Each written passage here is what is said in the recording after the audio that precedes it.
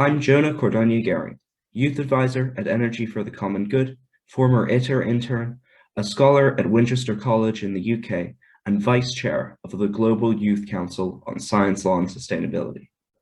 Fusion power is fundamentally the power source of the universe. The mission of the fusion movement is to take this power source and make it a reality on Earth, providing clean, efficient energy for all our needs. Really, all that we're doing is catching up with the rest of the universe. The purpose of our online workshop is to raise awareness about the potential of fusion power and other renewables as a solution to climate change, and especially to help youth learn more about the exciting new developments, including some incredibly interesting recent news, and become advocates for fusion power and global climate action, stars that can be counted on, and also explore our own futures in this field as a fusion generation. I welcome all of you, and I don't care what your gender is, what your race is, what your nationality is. We can't have enough interest and intelligence coming at this, because this crew is going to launch it. You're going to take it. At the center of the sun, the particles are simply forced together to create fusion. So how do we do that on Earth? How do we harness this idea of the, E equals mc squared and convert a tiny amount of matter to a large amount of energy? What ITER does and what magnetic confinement does, using either a machine like you see in the graphic in front of you, or sometimes in a twisted version of this, which is not as smooth a circle, more of a stellarator example where the magnets are twisted.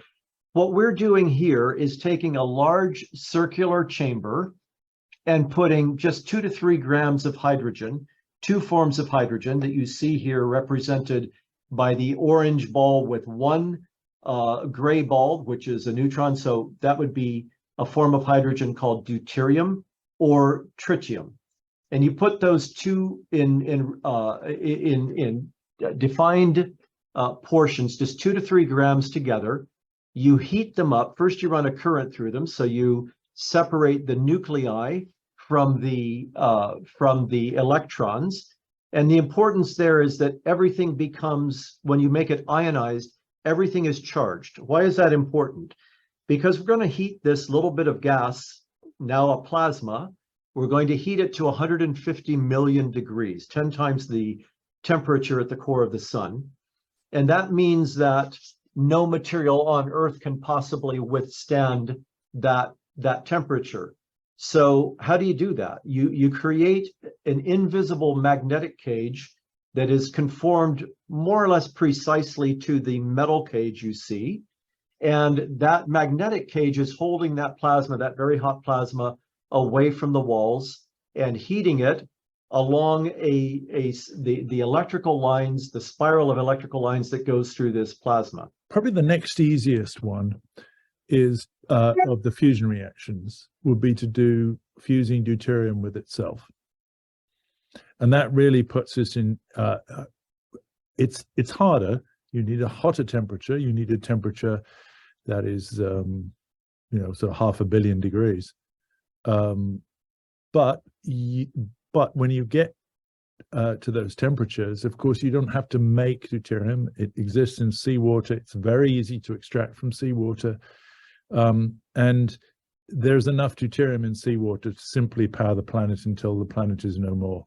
We're in a new age in which we really need to go beyond the plasma physics, We need a broad skill set to join and to push us forward. What are the opportunities here? So we're talking about a brand new commercial industry. Fusion isn't just a source of energy, it's a new commercial sector. So that means that as the technology advances, there's going to be more opportunities in different areas. But also there are new developments in other fields that are not necessarily fusion, that is increasing the probability of economic success of fusion, so that we can build more optimized designs at smaller scales and iterate more quickly. Things like superconductors and magnets, which is what we do here at MIT, but also like machine learning, control systems, additive manufacturing, simulation tools that are getting better and better. And it's when we put all these things together when we are able to bring fusion closer. we have enough information right now that we could start breaking ground tomorrow and build a commercial fusion plant.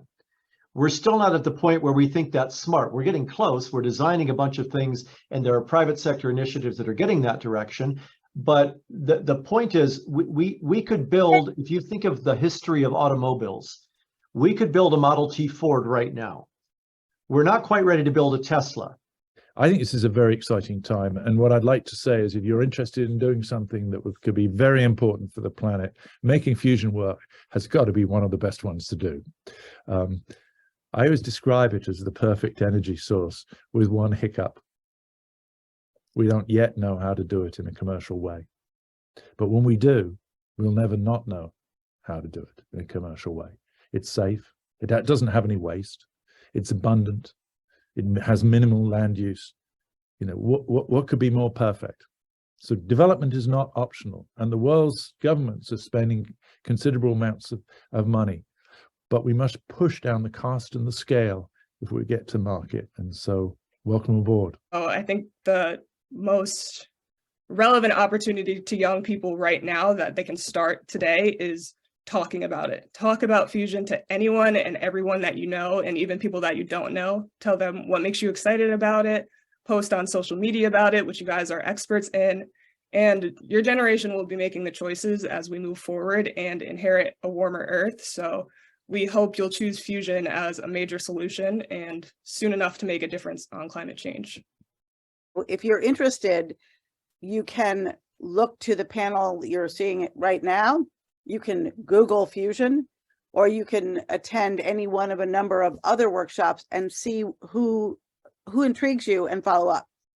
There are also many opportunities, especially for youth, and ways for people to get involved. One of those is through our studies, discovering more in this field and advancing spin-off technologies. Another is advocacy.